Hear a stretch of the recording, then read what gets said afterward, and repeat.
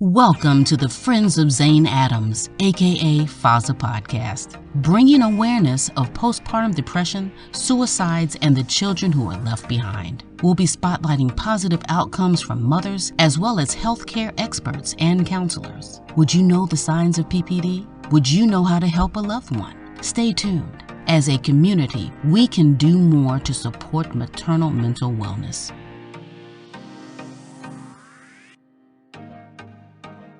Greetings, FOZA fans. This is Paulette Smith, and I want to welcome you to this episode of the FOZA podcast for maternal mental wellness. We are blessed to have each and every one of you here with us, and we especially welcome our moms and birthing people, our medical care providers, our doulas, therapists, counselors, and all advocates of maternal mental health. Please remember, if you or anyone you know is experiencing thoughts of suicide, the National Suicide Prevention Lifeline is ready to help. Just dial 988. And the National Maternal Mental Health Hotline is 833-943-5746. If it's challenging for you to find maternal mental health resources in your community, I invite you to visit our website, FOZAinc.org, that's FOZAINC.org, and right on the homepage, you'll see our FOZA Finder button. It's right at the top of the page, and if you provide your zip code, we'll help you find resources in your local area. You can also join us on our private Facebook group at FOZA Inc. Now, before I get into today's topic, I'd like to pay special homage to our podcast producer, Gail Flowers. Hers is the voice you hear at the introduction of our podcasts, and she's been a longtime business owner of AddVoyces Digital Productions and a longtime community advocate here in Maryland as well as in Florida, where she now resides. When we started our organization, Gail volunteered to become our digital media manager and to sit on our board. And I'm not sure how many of you are responsible for a nonprofit, but I think most people can appreciate the value and the advantage that an experienced video producer can bring to any organization. And bring it she has. We went from unknown to thousands of listeners and views in just a few episodes. And we all know that maternal mental health is not an easy topic to tackle. But tackle it we did. And now we'd like to give Gail something more than just thanks, because Gail has been diagnosed with an aggressive stage 4 cancer. We're keeping her in prayer, and because she cannot work at this time, a GoFundMe page has been set up to offset her medical bills and day-to-day expenses. If you're experiencing this podcast on YouTube right now, you'll find the link in the description of the GoFundMe page. Alternatively, you can find the link on Facebook at AddVoyces. That's AddVoyces. Please consider making an act of kindness to help our friend Gail Flowers on her journey of medical treatments and full recovery. Now on to this session's topic. I gave it the title, Focusing on Feelings. You know, sometimes we get lost in the big picture of postpartum depression because it covers such a large area and it has so many faces. Yet, each woman who has ever experienced any part of PPD will tell you it is uniquely personal and can be debilitating in many minute ways. Mental wellness challenges face a large percentage of our population, and not everyone receives equal diagnosis, treatments, and follow-ups. Our mission is to bring awareness, to support, and to spread hope. Now, FOZA fans know that our primary reason for existing is awareness. It's awareness of PPD. But some who may be new to the podcast may not be aware of our mission, and so now's a good time for me to bring that up. We're not doctors or clinicians or professional caregivers. Our primary goal is to help stop the stigma, the silence, the suicides, and the suffering that can accompany postpartum depression, and to provide funds for the children who are left behind in education. So, as I speak about some of the well documented feelings that birthing people experience, you might wonder, well, how do we do that? Well, we collaborate with doctors and clinicians. We collaborate with doulas. We collaborate with professionals in mental health and therapists to make sure we can bring connections to our clients and to the people who contact us. Now, you might say there are many, many organizations like that, and there are, and we collaborate with them as well. But we're a little bit different because we follow through. We try to make sure that because the pandemic brought about so much disconnection in communications and in websites and in telephone numbers and in the ways that we connect with one another, that when we send out our lists, we have checked them already and made sure someone is going to answer or someone is going to respond. And if you find that we've sent you information and no one responded, we want to know right away. Okay? I invite everyone who's listening audio only to tune into this podcast on YouTube, because then you may see some images of the graphics that we're presenting and get a clear picture. But I'm going to do my best to provide for our audio only listeners as clear a picture as I can.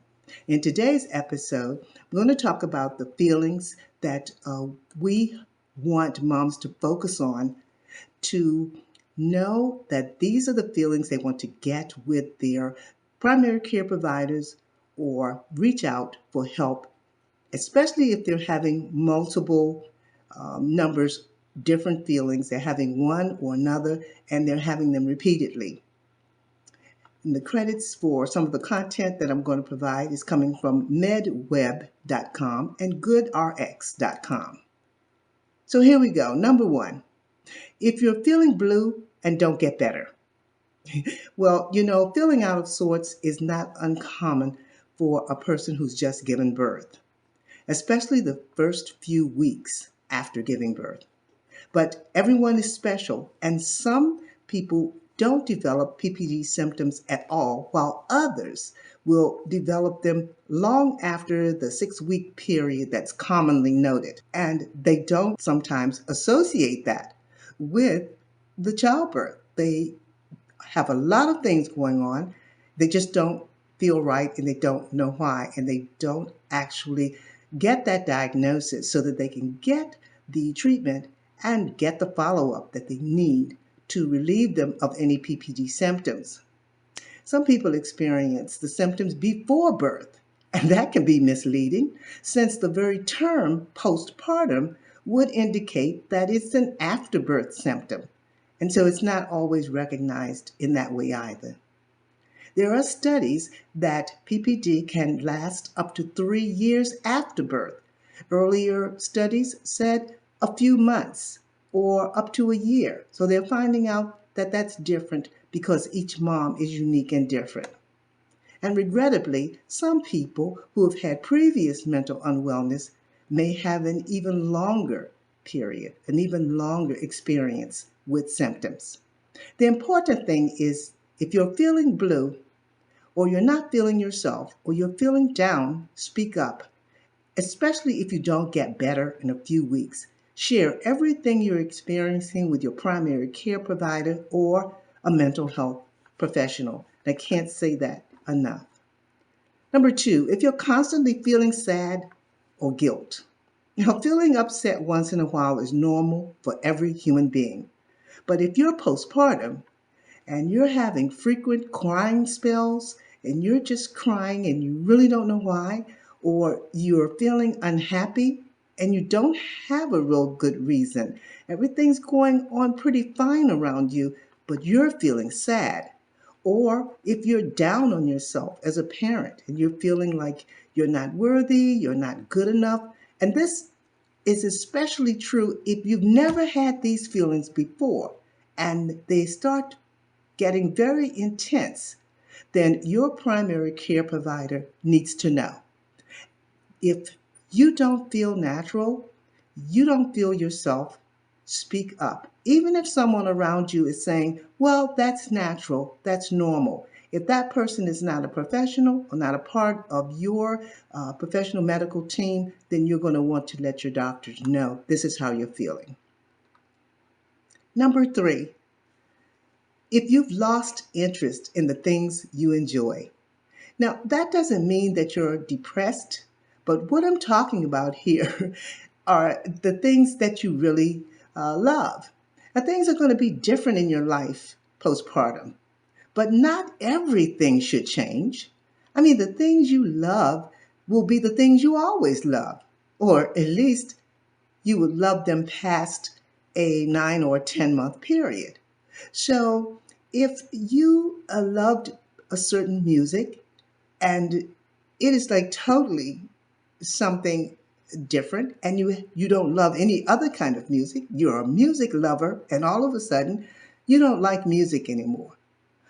You had favorite movies or favorite shows that you loved, and you don't look at them anymore. You don't like them anymore. They don't interest you anymore. You don't enjoy the company of your partner. You're not feeling close with your partner or your family or your friends. You want to be by yourself. You want to be isolated. Maybe it's none of those things. Maybe the foods that you used to love, you don't like those anymore. They don't turn your head. Maybe you're not eating at all. You're not eating enough and you're not feeling like you want to eat. If any of these things are happening, you want to talk to your doctor about these mood changes or these habit changes. Anything that changes from the way you were before you became a parent. And that is even if, God forbid, you don't have your child, even if your child was stillborn, or even if you had a miscarriage, these symptoms can still apply, but people would put them to grief. They might, and you are grieving, but you also may be experiencing PPD. And only your doctors or your professionals will know exactly how to diagnose you and to give you the best treatment. Number 4, you're having trouble making decisions. Now, I'm not talking about big decisions like buying a home or a car. I'm talking about everyday lifestyle, like getting out of bed, whether you should take a shower or not. Should you check the baby's diaper? Should you change it if it needs to be changed? Just everything overwhelms you, and it's not getting any better. In the first few weeks, everything can seem overwhelming, but after a while, you will have developed a routine and you will have developed some organized way of doing the things that you always did. When you find out that all of that overwhelms you and you don't feel like doing any of that anymore, you want to speak with your caregivers. Number 5, you're worrying about everything, but you didn't used to. So if you're worrying about everything, you want to get that into a place where you first of all, you understand that you're worrying, and you understand that you might not have a reason to worry, but you're worrying anyway. Every new mom has worries, and maybe you've always been a worrier, because some people do think things over and think things through more than others. But if your worry becomes more than usual, and your worry is focused on not being a good mom, or you constantly have doubts about yourself as a mother or a parent, then that could mean something else. You really should try writing down some of your feelings. You don't have to show them to anyone right away. You can just look at them yourself. And then if you decide this is something that you really shouldn't be worrying about, or you want someone else's opinion, then go to your care providers and you'll have something that you can show them that will tell them how they can go about giving you treatment plan or giving you counseling or getting you to a place where you won't be any more worried than you were in the past. Now we have to mention sleep. That's number 6, because we know that you're not getting enough of it. And yet we know how important sleep is.